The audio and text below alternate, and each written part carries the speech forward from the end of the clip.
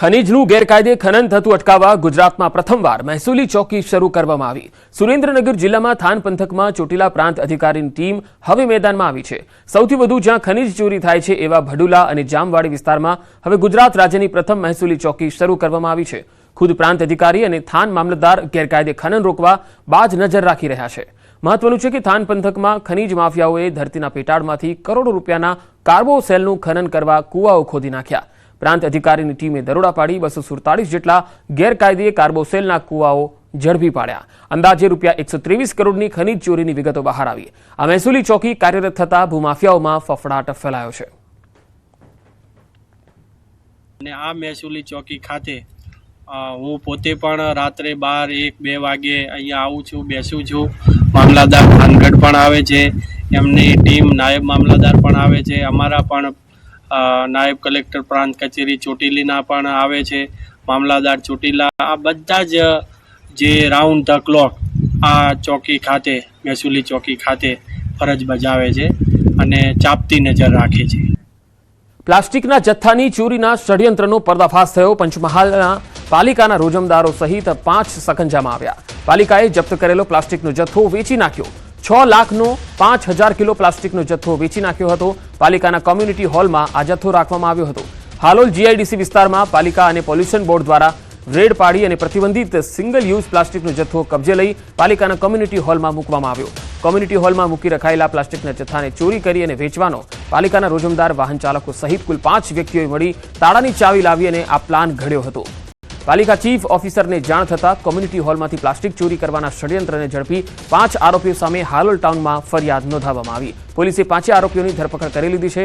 કોર્ટમાં પણ રજૂ કરાયા છે, જેમને સોમવાર સુધીના રિમાન્ડ મળ્યા છે।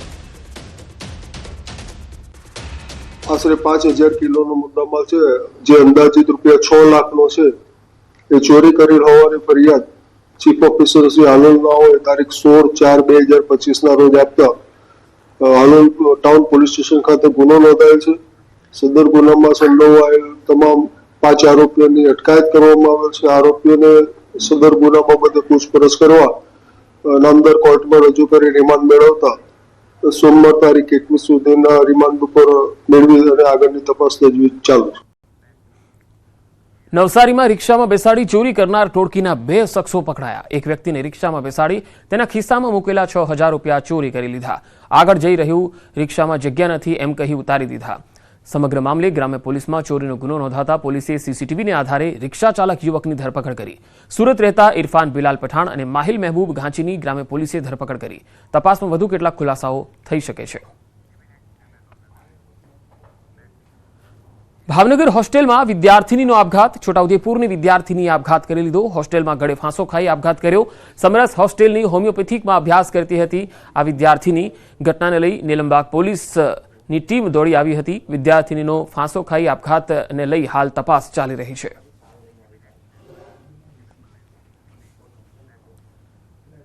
અમદાવાદમાં વીએસમાં ક્લિનિકલ ટ્રાયલ કૌભાંડ સામે આવ્યું। કૌભાંડમાં 8 ડોક્ટરોને સસ્પેન્ડ કરાયા છે। દર્દી પર પ્રયોગ કરી કરોડો કમાતા હતા। ફાર્માકોલોજીસ્ટ એક્સપર્ટ પણ સસ્પેન્ડ થયા છે। મનીષ પટેલ સમગ્ર કૌભાંડનો મુખ્ય સૂત્રધાર છે। દવા બનાવવા માટે પ્રાણી અને માણસ પર પ્રયોગ થતો હોય છે। એક ટેસ્ટના 32 લાખ સગાના એકાઉન્ટમાં જમા કરાયા। છેલ્લા 5 વર્ષથી આ કૌભાંડ ચાલતું હતું। સાબરકાંઠા જિલ્લાના મુસાફરોને રેલવે મંત્રાલય દ્વારા વધુ એક ભેટ મળી। અસારવા ચિત્તોડગઢ રેલ અગાઉ ડેમુ એન્જિન થકી કાર્યરત હતી, જેને મેમુ ટ્રેનમાં કન્વર્ટ કરી દેવાઈ છે। રાજ્યસભા સાંસદ રમીલાબેન બારા, પૂર્વ સાંસદ દીપસિંહ રાઠોડ અને હિંમતનગર ધારાસભ્ય વીડી ઝાલા સહિત રેલવે વિભાગના અધિકારીઓ દ્વારા મેમુ ટ્રેનને ફ્લેગિંગ કરાવવામાં આવ્યું। વિદ્યુત પાવરથી ચાલનાર મેમુ ટ્રેનના કારણે મુસાફરોનો સમય બચશે, રેલવે તંત્રની આવક પણ વધશે। ગુજરાત રાજ્યના હિંમતનગર મુકામે અસારવાથી ચિત્તોડગઢ રાજસ્થાનને જોડતી એક સરસ મજાની જે ટ્રેન ચાલતી હતી, જે જૂની કોંગ્રેસના શાસનમાં કોલસાથી ચાલતી હતી, તે ઇલેક્ટ્રિકમાં કન્વર્ટ થઈને આજે એનો શુભારંભ કરવામાં આવ્યો છે અને આવનારા દિવસોમાં આ રેલવે ખૂબ સરળતાથી વહનમાં આપણે બોમ્બે, પૂના, દેશના ખૂણે ખૂણે જઈ શકીએ એવી વિનંતી સાથે આપના માધ્યમથી સરકારને આભાર માનું છું. ચીલા ચાલુ જે ટ્રેનો વર્ષોથી ચાલે છે એના બદલે એનું ગેજ પરિવર્તન કરી અને ઇલેક્ટ્રિક રેલવે લાઇનનું કામ જે લગભગ આપણા ઉદયપુર સુધીનું પૂરું થયું છે અને આ બાજુ ખેડબ્રહ્માનું પણ ઇલેક્ટ્રિફિકેશનનું કામ હાલ ચાલે છે. એટલે આવા નવા પ્રોજેક્ટો આપણા લોકપ્રિય વડાપ્રધાન મોદી સાહેબ ગુજરાતના છે. ગાંધીનગરમાં બોગસ ફિટનેસ સર્ટી કૌભાંડ સામે આવ્યું. આરટીઓએ ટેસ્ટ સેન્ટરમાં ચેકિંગ કરતા કૌભાંડનો પર્દાફાશ થયો. સમગ્ર મામલે આરટીઓએ ફરિયાદ નોંધાવી છે. ચિલોડામાં આવેલ એસએસ સ્ટોન ખાતે કૌભાંડ આચરાયાનો આરોપ છે.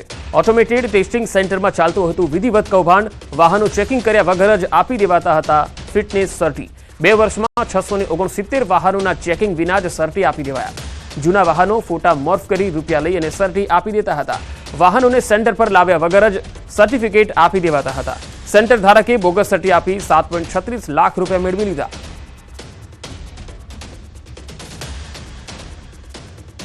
મને કોઈ વસ્તુનો ખ્યાલ નથી. હું હમણાં 5-6 મહિના પહેલાં જ નોકરી ચાલુ કરી, અહીંયા કર્મચારી તરીકે જોબ કરું છું. મને આ માહિતી ઉપર કોઈ ખ્યાલ નથી, પણ અત્યારે હાલ ફિટનેસ સેન્ટર ચાલુ છે. પૂછપરછ કરતાં એવું ધ્યાને આવ્યું કે ક્યાંક ને ક્યાંક માલ ફંક્શનિંગ થતું હોય એવું દેખાય. એ રેકોર્ડ બધા તપાસવામાં આવ્યા, વિડીયો બધા ચેક કર્યા પછી ખબર પડી કે ફોટા વાહનો તો આવ્યા જ નથી. વાહનોના ફોટા મોફ કરી સિસ્ટમમાં ચાળીને એના ફિટનેસ સર્ટિફિકેટ ઇસ્યુ કરેલા છે. વાહનોને બોગસ ફિટનેસ સર્ટિફિકેટ આપવાની બાબતો સામે આવી છે ને જેને લઈને ગાંધીનગર ખાતેનું આરટીઓ તંત્ર જે છે તે સાબદું બન્યું છે ને જેને લઈને પોલીસ ફરિયાદ જે છે તે કરવામાં આવી છે. આપ જે દ્રશ્યોમાં જોઈ રહ્યા છો કે ચિલોડા ખાતે આવેલા એસએસ સ્ટોન દ્વારા આ સમગ્ર કૌભાંડ જે છે તે આચરવામાં આવ્યું છે. એટલે કે વાહનોને ચેકિંગ કર્યા વિના જ ફિટનેસ સર્ટી આપી દેવાની બાબતો જે છે તે આરટીઓને સામે મળી છે ને જે અંતર્ગત આરટીઓ દ્વારા સમગ્ર મામલે પોલીસ ફરિયાદ જે છે તે કરવામાં આવી છે. મહત્વનું સાથે એ છે કે 2 વર્ષમાં 669 જેટલા વાહનોને ચેકિંગ કર્યા વિના સર્ટી આપી દેવાની બાબતો જે છે તે સામે આવી છે. જૂના વાહનોનો ફોટો મોર્ફ કરીને રૂપિયા લઈ સર્ટિફિકેટ આપી દીધા હોવાની બાબતો જે છે તે સામે આવી છે. મહત્વનું એ છે કે ટેસ્ટ સેન્ટરની અંદર કોઈ પણ પ્રકારના વાહનને સેન્ટરમાં લાવવામાં આવ્યા જ નથી તે પ્રકારની પણ બાબતો દર્શાવવામાં આવી છે. સેન્ટરમાં લાવ્યા વિના જ જે સર્ટિફિકેટ આપી દેવાની બાબતો જે છે તે સામે આવી છે. સેન્ટર ધારકે બોગસ સર્ટિફિકેટ આપીને 7 લાખથી પણ વધારે રૂપિયા ઉઘરાવ્યા હોવાની બાબતો સામે આવી છે, જેને લઈને આરટીઓ વિભાગ જે છે તે સાબદું બન્યું છે. આરટીઓ ઓફિસર દ્વારા તપાસ કરતા સમગ્ર મામલો સામે આવ્યો છે અને જેને લઈને આ સેન્ટર વિરુદ્ધ જે છે તે પોલીસ ફરિયાદ જે છે તે દાખલ કરવામાં આવી છે. મહત્વનું એ છે કે વાહનો વિના જ સર્ટિફિકેટ આપવાની ઘટના જે છે તે પ્રકાશમાં આવી છે અને જેને લઈને આરટીઓ વિભાગ પણ એક્શન મોડમાં આવ્યું છે. નિલેશ સો સાથે ગૌતમ શ્રીમાળી, ન્યૂઝ 18 ગુજરાતી, ગાંધીનગર.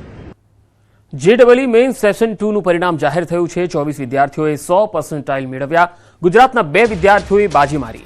શિવેન તોસનીવાલા અને અદિત્ય ભગડે 100% મેળવ્યા છે. સૌથી વધુ રાજસ્થાનના 7 વિદ્યાર્થીઓએ 100% મેળવ્યા.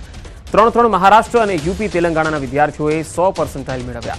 બે વિદ્યાર્થીઓ જે છે પશ્ચિમ બંગાળના છે. ગુજરાત અને દિલ્હીના વિદ્યાર્થીઓએ પણ 100% પ્રાપ્ત કર્યા છે.